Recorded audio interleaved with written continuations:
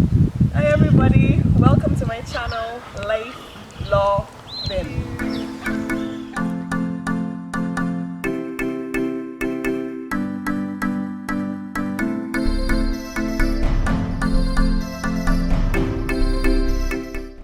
Hi everybody, welcome back to my channel.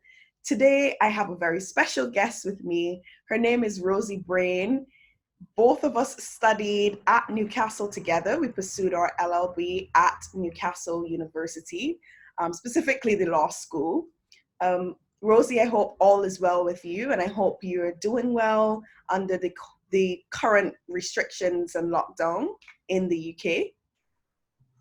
I'm doing as well as I can be, thanks. I hope you're doing all well too, Nia. Yes, I am. Thank you. As you can see, the light is just shining on me. I'm soaking in the sunshine as I'm in Barbados currently.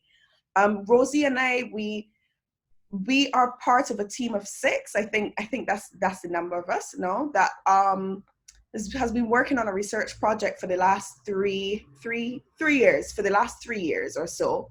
Hopefully, that will be published and released to the public for the public's consumption next year, early January. So more information to come on that at a later date. But just, to continue with such a light mood, one fun fact about Rosie is that she knows 50 digits of pi. How Mhm. cool is that? We were talking just before, and I just told her all I know is 3.14. That's it. But Rosie knows 50 digits of pi Yeah. off, you know, by Feel heart. free to hit me up if you ever want someone to read 50 digits of pi to you. I'm your gal. I know. You are always our mathematician in the group as well, too. You used to calculate very quickly our hours and stuff, the hours we've worked on the project.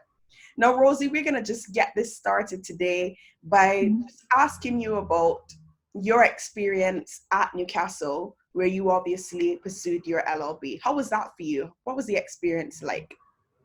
It was weirdly very, very long, yet very, very short at the same time. It was difficult, probably the most difficult 3 years of my life, but also extremely, extremely rewarding to be able to get out the other side with a degree. In terms of the city, I mean, I'm sure you can agree with me, Newcastle is a beautiful city.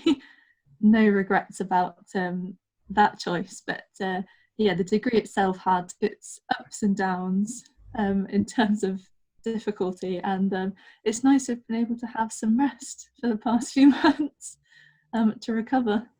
Yeah, definitely. I think we always kind of underestimate the power of rest. No, Yeah, I know yeah. resting is just such a key factor for me after this course, after the bar course. I'm going to Mm-hmm. make sure I get loads and loads of rest because you need to be refreshed to go again. Now, many of us and many of our counterparts took different routes. Some people went on to pursue a master's, some people went on to the bar course, some people went on to the LPC, which for some of those who don't know, or some of us who don't know, it's the course for solicitors. But what options did you consider, Rosie, after the pursuit of your LLB?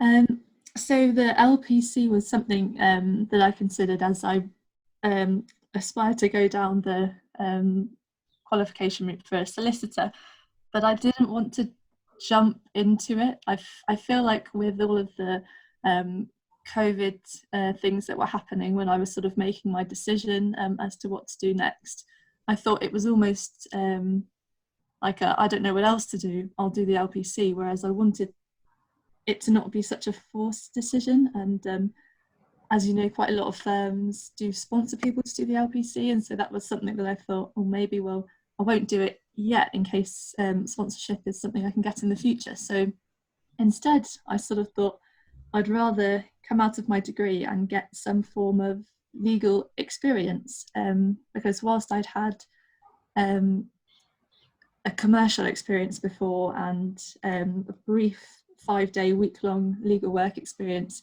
I didn't actually have that much um, intense legal work experience. So it was my goal to find an option that would give me exposure to this sort of experience. Now, we do know that the primary focus of this interview is to talk about your role as a paralegal. Now, you did start to explain some of the reasons you became a paralegal. Are there any more reasons that contributed to this decision? So as well as it just being good to get the legal work experience and to see what it's like to work in that sort of environment, it's also the fact that paralegal work counts towards counts towards the SQE, which is the new route to qualification, which is sort of starting now and is soon, it's either like 7 or 11 years, going to usurp the LPC and be the main route to qualification. So in order to qualify under this route, not only do you have to take 2 exams, you also have to get 2 years of qualifying work experience, of which paralegal work qualifies. So I really wanted to get a paralegal role so that it would clearly fall into this, and then it's another option for me should I not be successful in vacation scheme and training contract applications. No, that's a very clever decision. I think that was very smart. You really thought it through and applied it to your long-term goal, which is obviously to become a qualified solicitor. And I think that's very important. Every time you have a goal, you know you need to execute, but you also need to plan steps. There's certain steps you need to implement, and it's very clear that you have implemented those steps and you're well on your way now. Now, what is the nature of your work as a paralegal? So essentially in my position, it's supporting the fee earners at the firm. So if they ask me to draft a letter to, say, the court or the client or the other side, I'll get that drafted, get it sent for to be checked. Phoning various different people, so clients. We are also a panel firm for a few different organisations, so when we provide a little bit of free advice to certain queries, which I do a few of those. Sometimes I'm only new still, like I've only been there sort of a month and a half or so, but I'm starting to take on a bit more in certain cases as well. So having one case where I'm almost like the front communication, the first communication front for the client, so definitely being given good amounts of responsibility. Lots of research points as well, in case someone's unsure of how a COVID regulation affects previous legislation. That's something I've had to do a little bit so far. And also trial prep. Whilst I haven't done so much trial prep yet, it's definitely something that I'm creeping into. So things like preparing bundles and stuff like that. So just essentially anything that a fee earner wants help with, I'm here. I've noticed you're using that language, fee earner, but for those persons who are new to the channel or who are just exploring their legal options, what does that term mean to them? So the fee earners are the solicitors, associate, senior associates, and partners. Okay, Yeah. that makes sense. So that makes sense. Everyone above in the legal food chain. Okay, so what do your duties entail? Because I know you've touched on some of them, including research. So what do they entail? As in just for. Yeah, sorry. I mean, outside of researching, is there anything else? I know you would have mentioned preparing bundles as well. You're creeping into trial preparation. Would you say is it just generally supporting the fee earners? Is that how you describe it? Yeah, sorry, I may have over talked in my nature of work. That's yes, it's supporting duties such as writing letters. I'd say just being as responsive as possible when the solicitors, associates, etc. Get in contact with whatever they want being done, and yeah, just support them in any way that they need at the time. Well, that makes a lot of sense. So it seems as though there is quite a bit of interaction between yourself as a paralegal and solicitors or partners at the firm. Describe the interaction. What is the working interaction like for you? Well, for me, it's obviously slightly different to how it might be pre-COVID or for people who are working in the office, because I'm mostly working from home. But the interactions that I've had so far are, overwhelmingly positive. There's huge respect from everyone in the team. I mean, there are 4 paralegals in my team, and everyone's really positive and supportive. And if I ever have a query, I can email or phone one of the fee earners, and they'll happily respond and take me through anything I need help with, which is obviously really important, as I'm quite new and I'm learning everything from the confines of my bedroom. Of course, of course. How would you, so far I know it's been different for you because of COVID. Can you describe a typical working week? Yeah, so often I'll have work passing over from the end of one week to the start of the next week. I make sure I keep sort of a comprehensive list of everything that I'm still doing, and anything that comes in. And one thing that we also do in our team is send out each morning a capacity email, just to let the team know whether we've got good capacity to take on work for the day or for the week. I think, which is quite important when working from home, because people can't just look at you and see that you're overwhelmed. So you send that out in the mornings, and then typically you'll get things come through as the week goes on. At the minute, I'm probably doing more little and often jobs rather than perhaps taking one case through from start to end. But I think the further I get through certain cases, and the longer I'm working, I'll probably start to take cases through from start to end a little bit more, and it will take up a bit more of my time in sort of larger chunks. Okay. I'm sure you're going to be taking on more responsibility very soon, because I've always known you as quite ambitious and hardworking, very thorough in terms of preparation. So I know you do a fantastic job. Now I noticed that obviously in these COVID times, we're working from home a lot, and it becomes difficult because the lines between work Yeah. and home are now blurred. Before, we used to get up and go to the office or we would get up and go to the library. This is Yeah. not the case. Your bedroom has now been transformed into your workspace, and obviously your bedroom space, your relaxation Yeah. space. So how do you manage your working hours? How do you know, okay, well, really and truly, I'm reading this email at 6 a.m. How can I pause now? Because I know some people, because it's so blurred, just pick up and just start reading the emails because they may have a notification on their phone. Yeah. Can you describe your working hours and how you manage that situation of dividing or making a distinction between work and your normal home life? Yeah, of course. So the hours are supposed to be 7.5 hours a day, from 9 till 5:30, with an hour for lunch.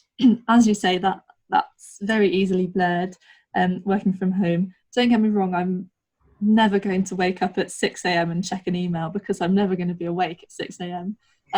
But I do sort of try and get on by about 7:30, so that I can go through things. I think getting into an office a little bit early is fairly normal anyway, but definitely switching off in the evening has its difficulties, and sometimes I will go down and have dinner and keep my work laptop on, just so I can come back to something and make tweaks on it, so it's out of mind tonight before tomorrow. But I will always have my work laptop switched off overnight, so I can't just check it first thing in the morning or check it just before I go to bed. And once it's switched off, that's it. I don't want to be thinking about work anymore. But there definitely are blurred lines, and I'm unlikely to take a full hour for lunch because it's there and I just want to get back to it. But I think not something that I've necessarily taken advantage of so much yet, but as it is so easy to work from home, it is a lot easier to be flexible. And I'm sure that there are some people who will start 2 hours earlier so they can finish 2 hours earlier, or not take any lunch so they can start a bit later, and things like that. So there are positives and negatives, but I think I'm managing all right so far. Yeah, definitely. I always used to remember when we were at the library in Newcastle, you'd have a specific time and you'd leave to go home for your supper or dinner. Yeah. I knew you were similar to me because food is very important and it must be factored in. Definitely. That's the thing. I could never. Mia, I'm leaving now because I'm heading home for my supper. I would never be able to stay working beyond about 6:30, 7 because my stomach just wouldn't let me. I'd be thinking about food. I'd know I'd need to eat by, 7:30, 8 o'clock. So food is, my life revolves around it for sure. Yeah. I could have definitely timed you when you'd be leaving the library, whether or not I was literally working on something or actually working in the library. Yeah. I'd just be like, okay, Rosie, see you later. Yeah, because that was always fun, wasn't it? You used to work, I can't remember, was it in Monday? I think it was Mondays and Tuesdays. Mondays and Tuesdays. Yeah. And I would never stay beyond about 7:30. I'm proud that I never made it to library closing time ever. No, I never had to say, this is it now, Rosie. No, I never had to say that. But no. I was often one of the first ones in. I will say that. I may not be the last one leaving, but I was the first one in. Yeah, definitely. And it worked out for you. We each had our own way of working. So even if I'd come in a little bit later and see you, we all still put in the same hours because I'm a bit of an owl, a night owl in the UK. I think it's different because the time zone here allows me to be up and early from about 6 a.m. I'm up and I'm ready to start my day here, but I cannot get that done in the UK. It's slow. I'm up at sometimes if I don't have a class or something very, very pressing to do, I'm up at a later time. But I find I put back in the hours in the latter part of the day. Yeah. But I also find time to eat. So that's just, that's finding what works for you, isn't it? Yeah. So what has been the most difficult part so far of being a paralegal? I mean, I think with any new role or position, it's that uncertainty of not knowing if you're doing something right. And whilst everyone is at my in my team is really responsive, if I have a query, sometimes I'm sort of sat here thinking, should I bother them with this query?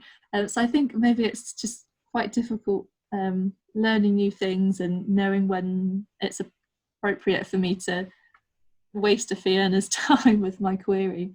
But it's something that you learn to be more confident with over time. And if I am fairly good with asking questions and stuff. It just sucks not having someone next to me to ask.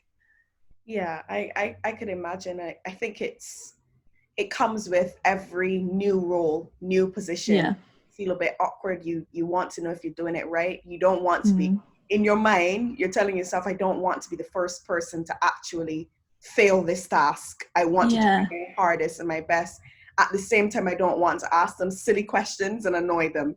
But I always say, better safe than sorry. So. Yeah, that's the thing. I worry because I overthink everything I do. So every time I'm like, I could go this way or this way, I'm thinking, there's probably a right way. I need to check what the right way is. And it's probably just a matter of just pick one. It doesn't matter. But I overthink too much. And so that leads to more questions. No, but I'm sure by the time you finish overthinking, you get the answer. You get the solution to your problem. So it's for you in that regard. Now, what advice would you give to those persons who are thinking about applying for a paralegal position, or those who are actually in the process of applying?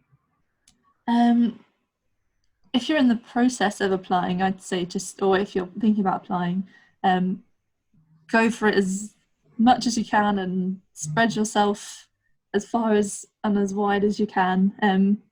Just put out applications wherever you can think of. Don't necessarily wait for a position to be advertised, because I actually got my position by handing in my CV to the firm in question, so they had it on record.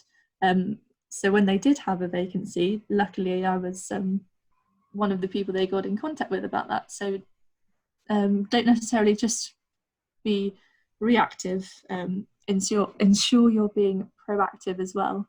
And I think if you do that and you cover lots of bases, you should be successful eventually. It takes time. It took me time.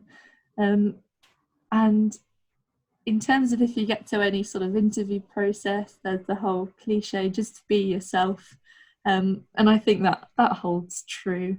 You've just got to be yourself, show your personality, show that you can fit in with the people that you're working with.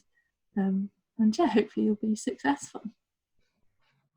Good advice indeed. What qualifications should a paralegal possess? So this might differ from firm to firm. I'm not actually sure if I needed a law degree for my role, or if just a degree would have sufficed, or even if I just had lots of previous commercial experience and I wanted a change in scenery and I was really interested in the law. So whilst a law degree is obviously very helpful, and a degree with an interest in law is also helpful, I think as long as you have a passion and you can show that you have a passion and you're interested in how the law works, and in supporting the legal services, I think that's good to have. So I don't want to say it's really restrictive, or you have to have got a law degree at this level. It will definitely vary, but I think passion is the most important thing. Passion. Yeah. What skills do you think a paralegal should possess? Those who are thinking about it, what skills do you think they should definitely bring to the table? So I'd say good communication skills is really important.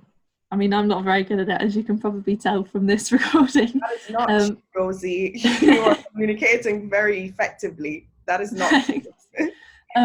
But yeah, being able to speak to people politely and respectfully on the phone, being able to write professionally, and this is something I always think I can do, but also all of the different fee earners have sort of their own little ways that they like to write. So being able to adjust your writing style would be helpful. I'd say having good time management, so you can keep on top of tasks that are sort of in the process of being completed, taking on new tasks, assessing what's important at what time, looking at when the deadline is. Having initiative, knowing when something needs doing without being told to do it. And yeah, having good organisational skills sort of goes in with the time management thing. I'd say those are key things that I've realised so far. And I think just based on your the duties you outlined, it seems as though having good research skills will be very, very important as well. Yes, exactly. Knowing how to navigate the Westlaws and the LexisNexis's and stuff. Yes, definitely. Which Newcastle asked us and, kind of cajoled us into getting our certification. That has paid off. We're all certified and we can use those databases proficiently. So that's what my CV says anyway. That really helps. And I know you can use it. Rosie, I've known you now for 3 years, and everything that you've listed in terms of the skills necessary, you are more than competent. no, seriously, you've It's too much. Stop. no, you're being modest. So I'm selling your skills for you. I Careful, know Nia. You're making my vein pop that. out of embarrassment. No, please don't let it pop on the video. Okay. I'll Yeah. try and calm it down. Yes. So we do know that your long-term goal is to become a qualifying solicitor. Mm-hmm. And Rosie, I do wish you all the best. I do wish you all the best, and I think that you will accomplish that goal. And I thank you so much for giving up some of your time to just come and share with our viewers a little bit about the life and the role as a paralegal. Mm-hmm. So thank you for that, Rosie. Thank you for having me. Thank you so much for taking the time to interview little old me. No, anytime. And for everyone else, don't forget to like, share, comment, and subscribe. And we'll see you on the next video. See you later, guys. Bye.